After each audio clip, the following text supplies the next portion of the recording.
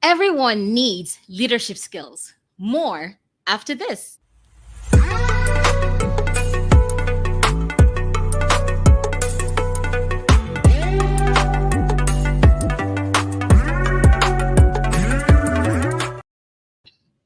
Hello, everyone, and welcome to another episode of Inclusive Workplaces with Amara. I am your host, Amarachi Atanaya Igboegwu, and I am so excited and so thrilled to be here with you today because I have a great show planned. As usual on this show, I really focus on helping people managers build more inclusive and sustainable workplaces. And today we're going to be talking about a topic that is so important. We're talking about building leadership capacity and why hard skills matter. So if you're joining in on YouTube or on LinkedIn, please feel free to share in the comment section where you're joining in from. We're always looking forward to connecting and engaging with our audience around the world. Now, the most exciting part of it, I have with me an incredible guest, my colleague, Ahmed Toure, with whom we're going to be discussing this topic together. I can't wait to bring him on. In fact, I'm bringing him on right now. Welcome, Ahmed. Hey Amara, how are you? Welcome Hi. everyone. Welcome. I'm very well, thank you, and welcome to Inclusive Workplaces with Amara. I want to Thank you. just quickly, share very briefly Ahmed's profile or bio. Ahmed is the HR manager in Sudan, in Khartoum, Sudan, with the Norwegian Refugee Council. He has a wide range of skills and expertise in international NGOs. He's passionate about learning and development, empowerment, gender equality, and more. His motto is HR without borders. And for him, what's really important is the need to create a positive work environment where staff and employees thrive. And I just think that it's so awesome to work with him. We have the best time, and I'm super excited to talk about building leadership capacity and why hard skills matter. So welcome to the show. Thank you, Amara. So I think that we can actually jump right in. And today we're talking about building capacity, and a lot of times we always wonder, okay, what is leadership and why is it important? And you've been running a lot of leadership workshops around Africa, actually. Yeah. So I think we should maybe start with why. Why must we continue to invest in leadership? Let's start with that question. Yeah, thank you, Amara. Actually, there is thousands of reasons to invest in leadership. For me, but the most important one is it's a great motivator. Every company want to motivate the team to engage them. Investing in leadership development, you send a clear message to your people that you care about them and inspire them to meet and exceed performance expectations. Yeah. Yeah, I absolutely agree with you. I think that a lot of times, a lot of times people think that, oh, leadership is for, like, the senior people, it's for managers, it's for the people who call the shots. And I would argue that leadership is for everybody. I think that everyone has a capacity to lead. Maybe we're not the ones calling the shots, maybe we're not the ones directing or company policy, but we can still be the ones that are leading from the back. We may be the ones coming up with ideas. We may be the ones, solving problems or coming up with, being innovative. So, in my opinion, I would say that leadership skills are for everyone. I think that investing in leadership and ensuring that staff have access to critical knowledge to help them lead effectively is extremely important, and this should be available to everyone. Yeah, absolutely. I 100% agree. And if you are watching, please, feel free to share your comments. Let us know what you're thinking, what if you agree, and yeah, would love to hear from you. So the next topic, I mean, as you know, we are talking about, I mean, the title of our show is of this episode is building leadership capacity and why hard skills matter. Let's talk a little bit about hard skills. I mean, when you hear the word hard skills, what comes to mind? Yeah, Amara, usually people, I know you love this term hard skill. People used to think also Yeah. about soft skills, but I really like this part, hard skills. For me, it's just, you know, a personal habit or a trait that shape how you work with people, how you behave with people in the work environment. For me, it's critical this to have the skills is critical to create a positive and functional and more importantly safe work environment. Mhm. Yeah, absolutely. I think that a lot of times, when we hear the word hard skills, it's like, oh, the soft skills. These are not, that's not important. We want the technical skills, the managerial skills, the skills that get work done, the skills that, skills that bring the money in, right? And a Yeah, lot of times, I feel like we really miss out because those, quote unquote, soft skills or hard skills are actually the skills that bond people together, that really creates the environment that helps employees deliver. And a lot of times, uh, people miss out on that. I feel like there's a tendency for the workplace to be a bit too robotic, and there's a real need to bring humanity into the workplace. And one way to do this is, by really investing in hard skills. And I guess the question is, okay, so what are the hard skills?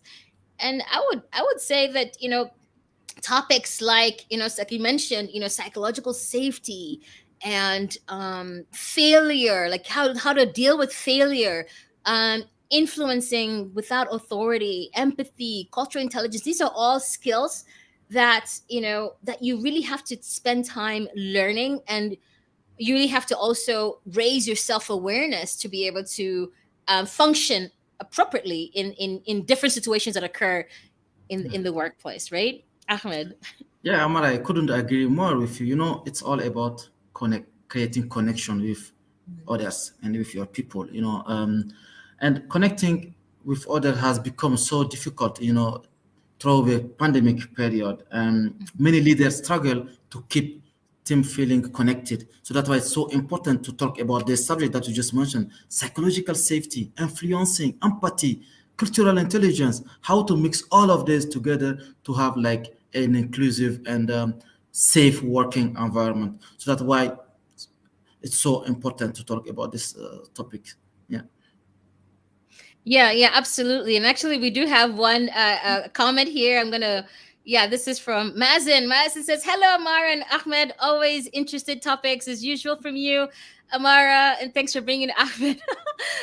First thing, why did you call soft skills hard skills? Okay, that's a good question. Like I said, a lot of times people say, when I hear the word soft skills, it kind of diminishes the importance of it. It feels like it's not important. We have the hard skills, right? It says like hard skills are the they're more important. They're the technical, and then the soft skills just kind of, I don't know, it just sounds like this is the impact of it is a bit diminished.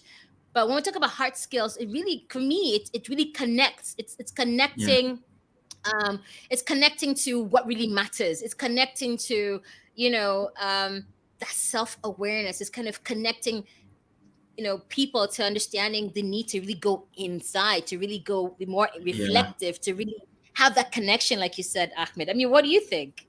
Yeah, totally, totally. I think it's just go beyond the title, ICT manager, HR manager, and see the person behind this title. Actually, the husband, the dad, that's much more important. Actually, so going beyond the title, which is also why Amar, I believe you wanted to emphasize this soft skill by making hard skill. Actually, Yeah. yeah, Yeah, exactly. So for me, it's like, the hard skill, I think for me, automatically what comes to mind is connection, right? Like, yeah, how do you connect? I want to kind of, the word heart, kind of connects to being human, that connection to that human part of you, and bringing that energy to the workplace, where sometimes it's somewhat like, separated. Like, I don't want to be vulnerable at work. I don't want to be, showing emotion, right? Because in the workplace, you have to be like a robot. I mean, hopefully not, but a lot of times it's like that. You see managers who have to be, super tough and powerful. And the truth of the matter is that we're all human. And if we can spend some time, in investing in developing our hard skills and in developing, you know, our ability to like let's go into, like, say for example, psychological safety. You know, just being aware, you know, that your position, your power in the workplace plays such a critical role in how staff, you know, behave. And by, you know, recognizing the need to create an atmosphere where people feel safe speaking up without fear of any kind of negative, you know, consequences. Because the truth of the matter is fear is real. Like, people, you know, a lot of times when we've run our workshops and we ask the question, like, how many of you have known the answer to a question and did not raise your hand? And literally everybody's hand went up, right? It's like, it's real. People are really fearful. They're fearful of people saying something negative or being exposed or looking stupid. I mean, you can think of, you know, a wide range of reasons why people do that. And so it's extremely important that as line managers or people managers, that they really invest in the need to engage with themselves, and in the need to also understand the importance of hard skills. So being able to raise that self-awareness, being more intentional, right? I mean, we're just talking about psychological safety. We still want to talk about other topics that came up in the workshops, right? I mean, Ahmed, what do you think? Any comments there? Yeah, definitely. I think it's, as you said, psychological safety is a must actually in all organization, and all leaders should be aware of that. If you want to have people feeling safe, coming to raising concern, discuss, being themselves actually, as I said, going beyond the title and focus on this pattern, the heart side. That's why it's so important, so people can just feel themselves and come up with concern and where they can find solution. Yeah. Absolutely. And so Mazin has another question here. He says, in my opinion, one of the main factors to have inclusive workplace is to let staff feel free to speak their mind. How can you make people, staff, feel free to do that? Okay, I'm going to pass that to you, Ahmed. What do you think? That's a great question. Thank you, Mazin. Keep them Yeah, thanks, coming. Mazin.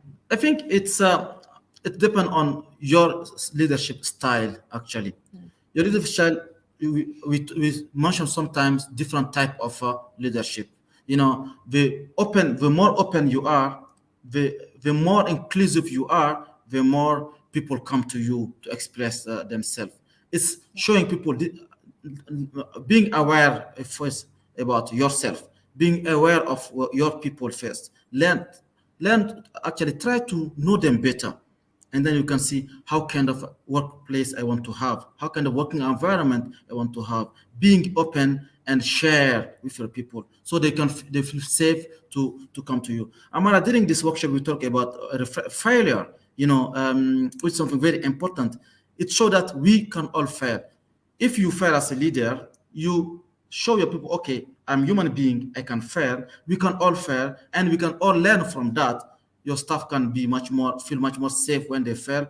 They will not hide it, and they will come to you to raise this. So for me, it's all about the way you behave with your people. Yeah, absolutely. Thank you for that. Yeah, absolutely. I agree with you, Ahmed. And I think that, you know, more than anything, is also about establishing expectations. I think a lot of times, because roles are not very clear, people don't really know what they're supposed to be doing, and even the leadership style is not clear either. You know, sometimes when you're running a team, it's extremely important for leaders to be very clear about what they expect from their staff, and Yeah. also explaining, you know, how they prefer work to be done, right? So if you're more of like a coaching style, you know, communicate that with your staff. If there's a certain way you want your work to be delivered, explain that. Don't assume, right? So it's really about being able to communicate that effectively. And I always say, like, you know, one way to create psychological safety is also by knowing your people and making them feel like they matter, right? We're human beings, like I said earlier. We don't want to be robotic like this. Why am I talking that way? No, but what's really important is, you know, to bring that element of humanity. And that really means knowing your staff. I mean, knowing that maybe the families, and just, you know, going beyond the hi, hello, and, you know, the very, very superficial ways in which we engage with staff in the workplace. You know, taking time to really do maybe team building activities. going a step further to really get to know your staff and their needs. I think this is so important. The more we add that human element, I'm telling you, people open up. And I can say that I have that kind of relationship with my line manager and our team.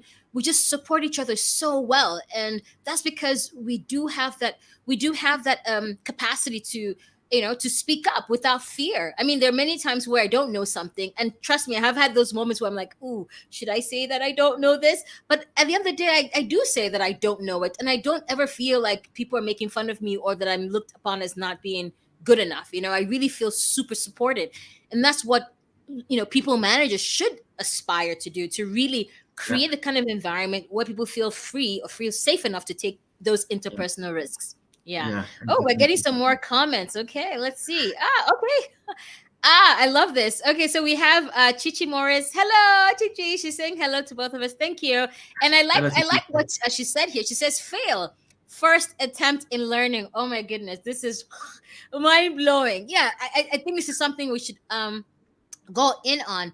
Yeah, Fail means first attempt in learning. I love. What's exactly. your take, Ahmed? I like I this. love this. As you used to say, Amara, you remember also in Tanzania when you had this failure game, our main takeaway was there is not failure actually. There's opportunity to learn. So that was Mm. what Shisi is just saying. So thanks, Shisi, for that. Yeah. Yeah, thank you so much, Chichi. Yes, absolutely.